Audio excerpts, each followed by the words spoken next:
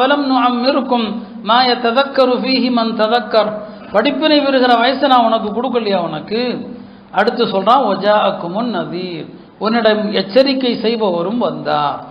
எச்சரிக்கை செய்பவர்னா யாருங்க அப்படின்னா சொன்னாங்க, ஒரு மனிதனுக்கு நரை தோன்றுவதும் எச்சரிக்கை தான், மௌத்துடைய எச்சரிக்கை தான், அது அல்லாஹ்வுடைய ஒரு நோட்டீஸ் தான்.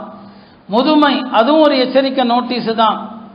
நம்மை சுற்றி நடக்கிற நிகழ்வுகள் இருக்கு பாருங்க, அவர் மூத்தா போறார், இவர் மூத்தா போறார், இதெல்லாம் நமக்கு நோட்டீஸ் தான். சரிங்களா? எல்லாருடைய மரணங்களும் நோட்டீஸ் தான். இன்னைக்கு உலகத்தில் நடக்கிறத பாருங்க, போர்ல எவ்வளவு மக்கள் கொல்லப்படுறாங்க, எவ்வளவு மக்கள் இறக்குறாங்க. அவங்கெல்லாம் ஒரு மாசத்துக்கு முன்னால இப்படி நினைச்சிருப்பாங்களா? துபாயில எவ்வளவு உலகத்தினுடைய உச்சகட்டமான ஆடம்பர வாழ்க்கை, புர்ஜ் கலீஃபான்னு ஒன்று கட்டி வச்சிருக்கிறான். இன்னைக்கு அதுவே இருக்குமா இருக்காதான்னு தெரியாது. போன மாசம் நினைச்சிருப்பானா? இப்ப இது நமக்கு நோட்டீஸ். இது அங்க நடக்கிறது உங்களுக்கும் எனக்கும் எல்லாம் நோட்டீஸ். அதான் வஜாஅக்குமுன் நதீர், உங்களிடம் எச்சரிக்கை வந்துகிட்டே தான் இருந்துச்சு. ஆனா அந்த எச்சரிக்கையை போற நாம எப்படி கடந்து போனோம்? அது அரபு நாட்டில் நடக்கிற போர், வடநாட்டில் நடந்தா அது யூபியில நடக்குது.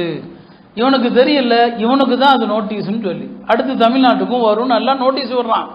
அல்லாஹ் சொல்றான், இந்த கதரெல்லாம் உனக்கு ஆகாதுப்பா, உனக்கு படிப்பினை தருகிற வயதையும் கொடுத்தேன், உனக்கு நோட்டீஸை அனுப்பிக்கிட்டும் இருந்தேன். இந்த ரெண்டையும் நீ புறக்கணிச்ச, உனக்கு தரப்பட்ட ஆயுளில் படிப்பினை பெறவும் இல்லை. எத்தனையோ நோட்டீஸ் எச்சரிக்கையை நான் அனுப்பிக்கிட்டே இருந்தேன், நீ அதையும் புரியல. இங்க நீ புலம்பாத, ஃபதூகு, இந்த வேதனையை நீ அனுபவித்து தான் ஆகணும். இன்னைக்கு அநியாயக்காரர்களுக்கு உதவி செய்பவர் யாரும் இல்லை என்று சொல்லி முடிக்கிறார். அருமையானவர்களே, இந்த வசனம் எல்லா வீட்லையும் ஒட்டப்படணும். எல்லா வீட்லையும் வீட்டுக்குள்ள நுழையும் போதெல்லாம் பார்க்கணும், நீ படிப்பினை பெறுகிற ஒரு வயசை தந்திருக்கிறோம் அப்படிங்கிறான்.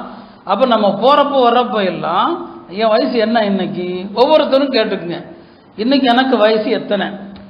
அப்போ நம்ம வயசு இவ்வளோ ஆச்சு, நாம படிப்பினை பெற்றோமா? நம்ம பக்கத்து வீட்டில் இருந்தார் போன வருஷம் ரமதான்ல, இந்த வருஷம் இல்லை. அப்போ இது நோட்டீஸ் எனக்கு, அடுத்த வருஷம் யார் இருப்போம் இருக்கு தெரியாது. அப்போ இதெல்லாம் நடந்துக்கிட்டே இருக்குது. இந்த ஆயத்தை யோசித்தாலே மனிதன் திருந்தி தௌபா செய்வான். அல்லாஹ் தௌஃபீக் செய்வானாக. மூணாவது விஷயம்தான் சூரா யாசீன் என்னங்க ஓதப்பட்டது. சூரா யாசீன் அப்படிங்கிறது நபி ஸல்லல்லாஹு அலைஹி சொன்னாங்க, அது குர்ஆனுடைய இதயம்னு சொன்னான். குர்ஆனுடைய இதயம் என்று சொன்னான். ஒரு மனிதனுடைய உடல் சீரா இருக்கணும்னா இதயம் சரியா இருக்கணும். இதயம் சரியா இருந்தால் தான் உடம்பு சீரா இருக்கும். இதயம் கெட்டு போச்சுன்னா உடம்பு எல்லா பிரச்சனைகளும் வரும். அதே போல தான் ஒரு மனிதனுடைய மார்க்கம் சரியா இருக்கணும்னா அவனுடைய கொள்கை சரியா இருக்கணும்.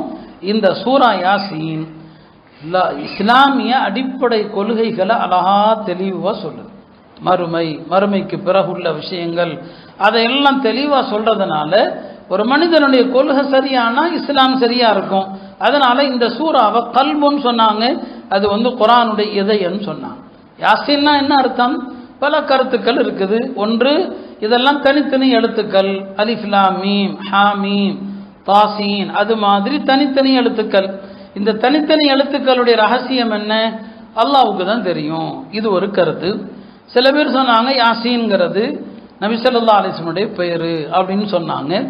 சிலர் சொன்னாங்க யாசீன் என்று சொன்னால் ஓ மனிதனேன்னு அர்த்தமா. யாசீனுக்கு அர்த்தம் யா ஐயுஹல் இன்சான், மனிதனே அப்படின்னு அர்த்தம் என்று பல கருத்து இருக்கு. அதனால தான் இந்த மாதிரி பேர்கள் வைக்கலாமா யாசீன் அப்படிலாம் குர்ஆனுடைய இந்த சூறாக்களுடைய துவக்கத்தில் தனித்தனி எழுத்துக்களாக வருது பாருங்க, தாசீன் யாசீன் வைக்கலாமா?